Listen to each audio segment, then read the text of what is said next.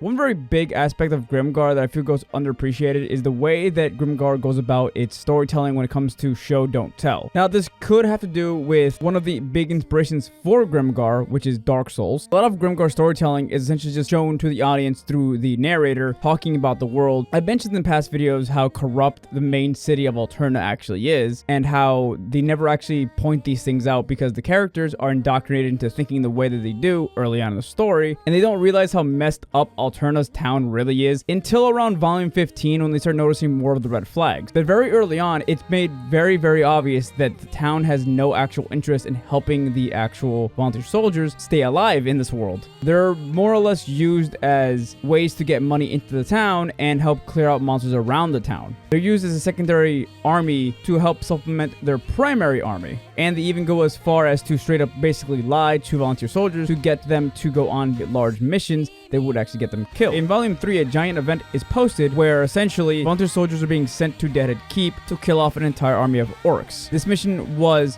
advertised to be very, very easy money, but it was anything but easy. A lot of volunteer soldiers died on this mission. Volunteer soldiers never really talk about how corrupt Alterna really is, mainly because the community around Alterna have kind of been brainwashed, conditioned to think that dying on these missions is just part of the job. And when you're conditioned to think that dying is like normal, you're not going to be questioning too much of that stuff. Eventually, this does build up to the volunteer soldiers breaking off from Alterna's army and working independently from Alterna. This is shown to the audience in Volume 15, but they never really give the audience a straight up upfront reasoning of why you as the audience member have to have been paying attention to the way they're being treated in Alterna to actually understand why. The story lets the audience themselves come up with an opinion about the town, and in Volume 15, they completely drop all pretense and straight up force Haruhiro and his party to help the main army of Alterna take back the town after they lose it. They're basically threatened if they don't actually help out. This show don't tell way of storytelling also extends to the characters. But before we continue in this video, let's talk about today's sponsor. Hey, Retro and Gaming is now sponsored by HelloFresh. If you want affordable, tasty, healthy food with the satisfaction of making it yourself with all the ingredients and not having to worry about ingredient portion sizes, click the link in the description or use this code on your first order and get 70% off and free shipping. Thank you to HelloFresh for the sponsorship. Before Haruhiro ever points out certain things about the characters and how they've changed and gotten better, which he does actually do in the story, there are a lot of subtle ways that the characters show their development throughout the story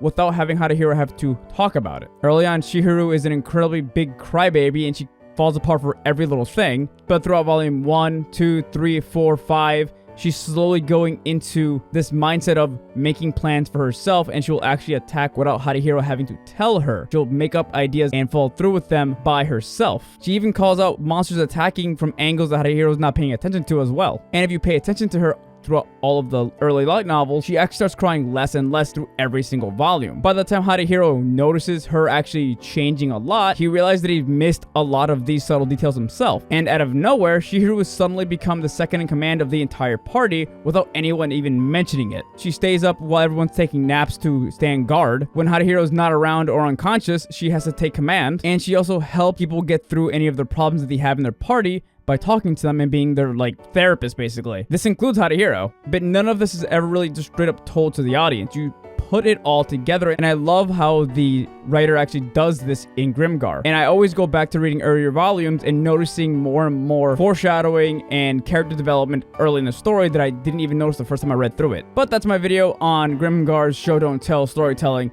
If you enjoyed this video, please hit the like button, share, tell me in the comments down below, and I'll see you guys in the next video. And don't forget to check out HelloFresh. Link to that is in the description.